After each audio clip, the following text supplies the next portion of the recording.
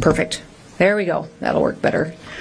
Well, good morning. Thank you all for being here. Again, I'm Kristi Noem, the Secretary of the Department of Homeland Security, and I've had the opportunity today to spend some time with some of your elected officials, some of those that are involved in election security here, and local leaders to discuss what we can do to make sure that we have integrity in our election systems going forward.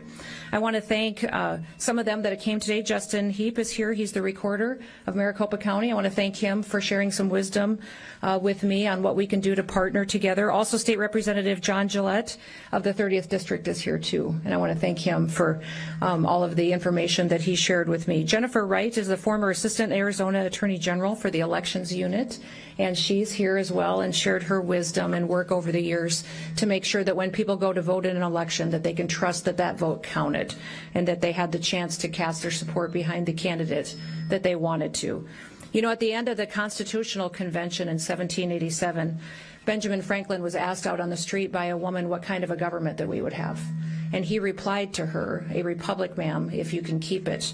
And that's what our job is. For 250 years, it's been our American duty to maintain our republic and to make sure that our elections are secure. Republics depend on the confidence of their citizens, that when they vote, that their vote matters, that it counts. And our elections are essential to make sure that that confidence stays there, that they know and trust that the system is fair. Since returning to office, President Trump has made election integrity a priority. He's made it a cornerstone of his Make America Great Again agenda. And the truth is that our election system needs a lot of work. From state to state throughout the country, we see challenges and things that can be improved on. And although the Constitution gives states the primary responsibility for running their elections, Congress also gives authorities and duties to the federal government. Now, as the Secretary of the Department of Homeland Security, those authorities lie within my department, and the responsibility lies with me. I have the responsibility of not just pointing out different vulnerabilities that we may see in our election systems, but also with making sure that we're putting forward mitigation measures that can be enacted at the state and local level to make sure that our elections are run correctly, that the votes are counted and tabulated, and that the people that were elected are put into those positions. As President Trump said, we will either fix our nation's election issues or we will no longer have a nation to save. Right now, America has a golden opportunity, a wonderful opportunity to show that we are serious about securing our elections and that we care about making sure that we preserve our sacred republic. Earlier this week, the House of Representatives passed the SAVE Act. This is federal legislation that does some common sense, straightforward things. First of all, it requires a photo ID in order to vote in federal elections. It also requires proof of citizenship in order to register to vote. And it requires states to remove non-citizens from their voter rolls. These measures are extremely popular with American citizens. American people have common sense, and they want to see reforms like this put into their elections. In fact, a Gallup poll was recently released that shows 84% of Americans support a photo ID when they go to vote, that 83% support proving your citizenship when you go to register to vote. A Pew Research poll showed that 95% of Republicans and 71% of Democrats agree with voter ID. There's a reason why more than 80% of Americans support these measures, and that's because they work and they're common sense and they build trust into the system. It's common sense that our elections should belong to the American people, that they should be the ones who get to vote, whose votes are counted, that they get one vote, not more, not less. It's common sense to make sure that foreign nationals don't vote in our elections, don't elect our leaders, and have a say in how our country runs. They don't and should not be allowed to be trampling on the voice of the American people, and will no longer allow American citizens to be disenfranchised, to have their voices suppressed by criminals, by hostile foreign actors, and by illegal aliens that shouldn't be here in this country. It's a fact that non-citizens have been voting in our elections. They've been registered and they have voted from state to state. For example, one of the most recent individuals that we've talked about is Ian Andre Roberts. He was an illegal alien from Guyana that was arrested by ICE while serving in Des Moines, Iowa as the school district superintendent. Perhaps you remember hearing about that arrest. Despite him being here illegally in this country, he was registered to vote in Maryland. He had a long rap sheet also of criminal charges, including narcotics possession, second and third degree possession of a weapon, and criminal possession of a forgery instrument. In Coldwater, Kansas, we had an illegal alien that was able to vote and was even elected as a mayor. He was charged by the Kansas Attorney General last fall for voting without being qualified and to election perjury charges thanks to assistance from the United States Citizenship and Immigration Services Agency. As it stands, current guidelines for the National Voter Registration Act effectively stop states from going forward and checking citizenship during registration. The Save America Act would fix this. It would make sure that we close those loopholes and that we ensure in American elections only Americans vote. Critics assert that the Save America Act will somehow hurt American voters. That's just absurd and absolutely not true.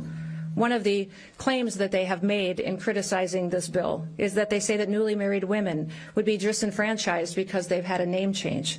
Well, there's many women out there, including myself, who've been married and changed our names when we re-registered to vote.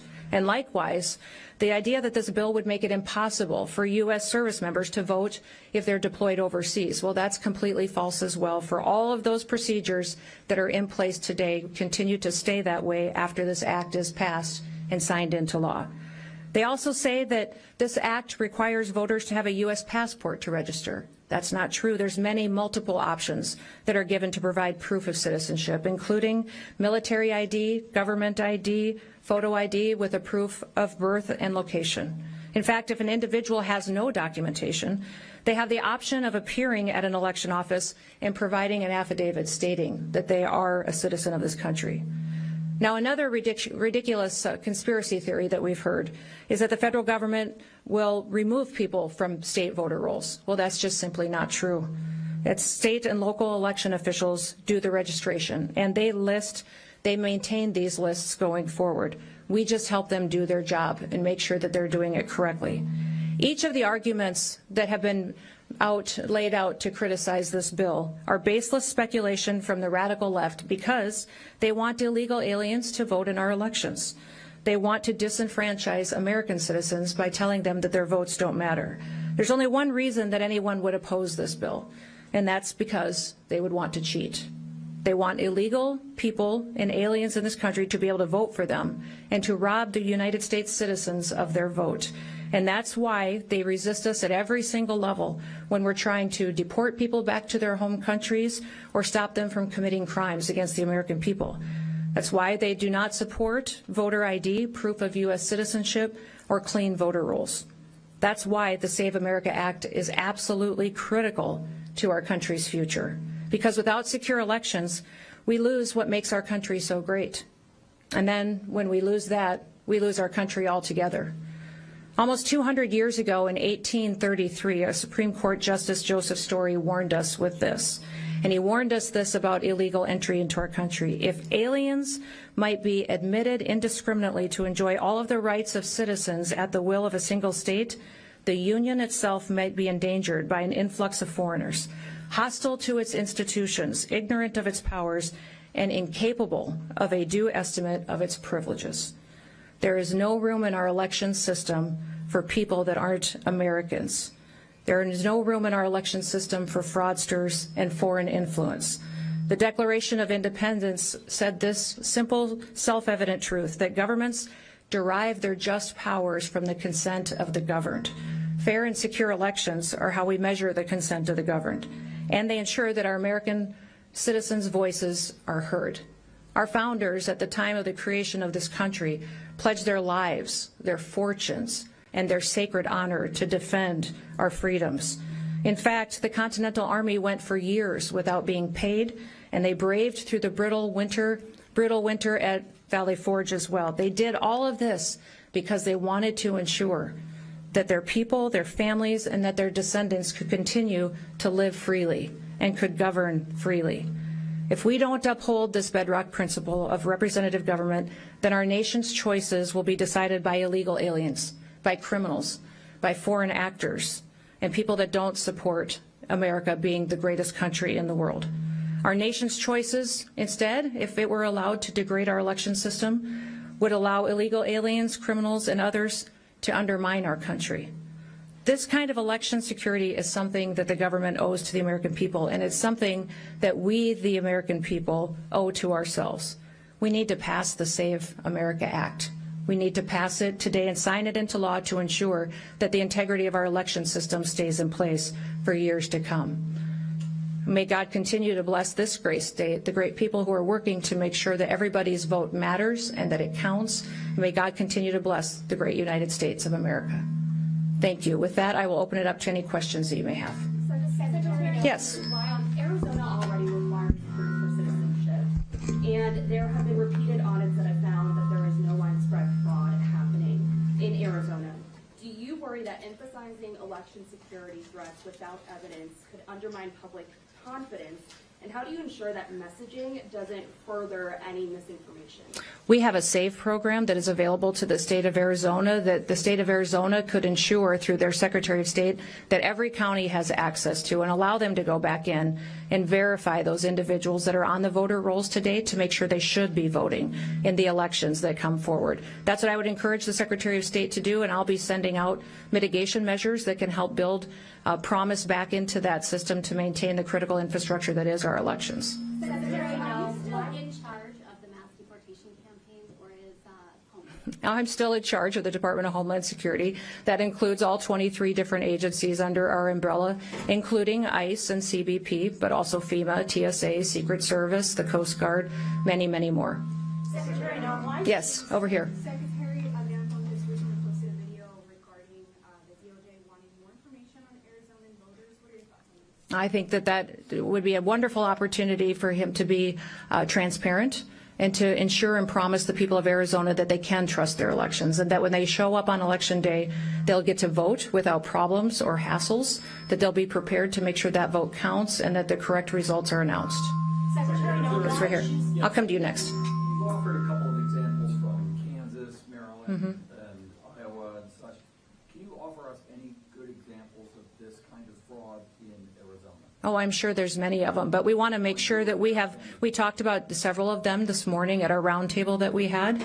We talked about individuals that may be registered to vote in this state but truly live in another state. I understand that you have mobile homes and boats on lakes that individuals may have as their voter registration address, but not necessarily that is where they live. They live in another state, such as California or on the East Coast. Those kind of situations are things that your county officials should be bringing forward and be asking your Secretary of State for the opportunity to take off the voter rolls if they shouldn't be there. Secretary Yeah, oh, right here. Sorry. Why choose to do this press conference this way? Your agency is about to run out of funding. We were just here in Arizona last week at the border, and obviously you bused all of us to a secure facility, and I'm curious as to why choose to do this press conference this way on something that doesn't seem top secret. Oh, my goodness. This is our critical infrastructure. So one of the things I think is good for all of you to know is that the Department of Homeland Security's mission is to defend the homeland, which means that even on our worst day, should we have an attack, a terrorist threat, if something disastrous happened to our country, the agency of FEMA under the Department of Homeland Security is responsible for running our government, which means that according to law, the authorities that are under this department is maintaining our critical infrastructure, which means it's my job to make sure that our electrical grid is sustained and intact and operational, that we ensure that we protect our cybersecurity. Any kind of manipulation or threats we face on anything that's said or done on the internet is my responsibility. Our water systems, making sure that people have the water that they need for their communities to live and take care of their families. And elections is another one of those critical infrastructure responsibilities that I have as well. And I would say that many people believe that it may be one of the most important things that we need to make sure we trust is reliable, and that when it gets to Election Day that we've been proactive to make sure that we have the right people voting, electing the right leaders to lead this country through the days that we have, knowing that people can trust it. That's why you're here. For me, I do press conferences because I want to be transparent and let you ask questions and have conversations. But I hope that you do recognize that in the past, your state has been an absolute disaster on elections. that your leaders have failed you dramatically by not having systems that work, by disenfranchising Americans who wanted to vote. They had to stand in lines for hours because machines failed or software failed. There's no state that could use more improvement than Arizona. And you should be asking all of your leaders what they're doing to fix the system. What are they doing to make sure that individuals in this state can trust that their vote is going to be taken, that it's going to be counted, and that it's going to matter to make sure the right people are in charge? Yes. Right over here? Yes. In Arizona, we already require proof of citizenship to register to vote, but we also allow members of our tribal nations to use their enrollment documents to vote. Under the SAVE Act, they wouldn't be able to do this. The tribal IDs are recognized. Tribal IDs. But most tribes don't have tribal IDs, not with photos and places of birth. There's many different options that can be used. Now remember, the SAVE Act only says that you need to prove your citizenship when you register to vote. It does not say that you have to prove your citizenship and able to go and vote. When you go vote on that day, you need to have a photo ID. And many times in Arizona here, you do have that requirement on your voter rolls. However, I understand that you need to go back and clean up your voter rolls. We have a program through the Department of Homeland Security that's called the SAVE program that your Secretary of State and your governor can use today to clean up voters on your rolls that shouldn't be there. Maybe people who've passed away, people that aren't citizens, people that don't live here. And that would make sure that in your next election, when people are casting their votes, they know they're voting for the right decisions, and that those votes are counted, and they're counted appropriately, and someone else didn't get to weigh in on their leadership.